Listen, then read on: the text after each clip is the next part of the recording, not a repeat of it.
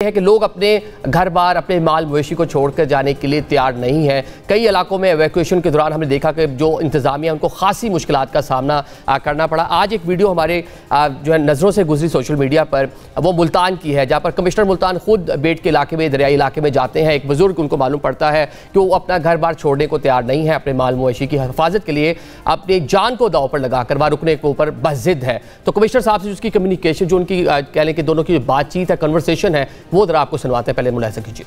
बाबा पानी ये सारा डूब जाना जे कुत्ते बैठे कुत्तियां भी जिथे असी कैंप बनाया ना, कुत्तियां भी नाल उत्थे ले जाएंगे। मेहरबानी करो, मेरे तो मेरी कथा आई खली नहीं असी बाबा हर हाल में तेन बचाना जे। कोई सामान कीमती पिया ना, वो पुलिस इत्थे मौजूद है। असी तेरे को बाबा माजरत करने पे नहीं कल नहीं बाबा, इन्ना टाइम नहीं है साडे कोल, ठीक है। ये आपने सुन लिया जी, कमिश्नर मुल्तान है आमिर करीम खान साहब, ये मनाने की कोशिश कर रहे हैं, लेकिन बुजुर्ग जो है बाजिद हैं, घर छोड़कर जाने के लिए तैयार नहीं है। कमिश्नर साहब इस टाइम हमारे साथ मौजूद हैं, क्योंकि मुल्तान नाज़रीन डिवीजन की अगर हम बात कर लें तो दरिया रावी भी खानेवाल के मुकाम पे उसको हिट कर रहा है, दरिया चनाब जो है वो मुल्तान, और अगर हम बात करें लोधरा की तो वहाँ पर सतलुज का जो पानी है वो भी उसको हिट कर रहा है। तो मतलब ये पूरी डिवीजन इस टाइम खासी इन तीन दरियाओं की वजह से मुतासिर है। कमिश्नर साहब बहुत शुक्रिया ज्वाइन करने के लिए। एक तो ये बता दें कि एक ये बुजुर्ग राजी हो गए मतलब निकलने के लिए, और सेकेंडली आपकी डिवीजन पूरी में इस टाइम क्या सूरत हाल है सैलाब के हवाले से? जी थैंक यू निजामी साहब। एक तो बुजुर्ग राजी नहीं हुए थे, तो फिर हमें उनको थोड़ा सा अपने जो पुलिस के एहलकार है उनकी मदद से थोड़ा सा रिक्वेस्ट करके उनको लाना पड़ा है। जी आ गए हैं, उनकी फैमिली पहले चली गई थी।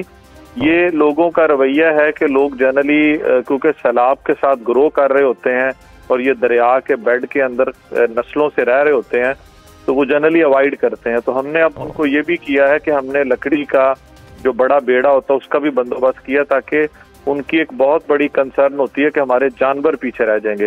तो अब हम उन जानवरों को भी शिफ्ट कर रहे हैं और कैंप्स में लेके उनको आ रहे हैं। तो हमारा ये प्रोसेस इवैक्यूएशन का मुकम्मल है, क्योंकि जिस तरह आपने बताया कि हमें डिस्ट्रिक्ट मुल्तान को वो हिट करेगा आके चनाब का पानी, और रावी फिर आके हिट करता है खानेवाल को, और कुंड सरगाना जो कबीर वाला में है वहाँ पे रावी और चनाब दोनों मिल जाते हैं, फिर वो मुल्तान की तरफ आते हैं। इसी तरह जो सतलुज है वो विहाड़ी को और लोधरा को इफेक्ट करता है।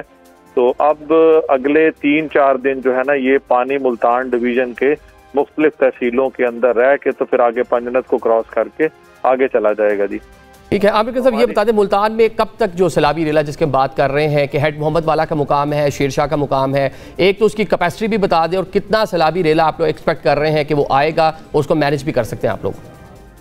हम एक्सपेक्ट कर रहे हैं कि जो चनाब से और रावी का जो मिक्स होके आएगा वो या तो आज रात को कल लेट नाइट पहुंचेगा, यानी कि मंगल को, या मंडे मॉर्निंग को भी पहुंच सकता है, क्योंकि अभी त्रीमू से हमारे पास उसका फ्लो आना शुरू हो गया है।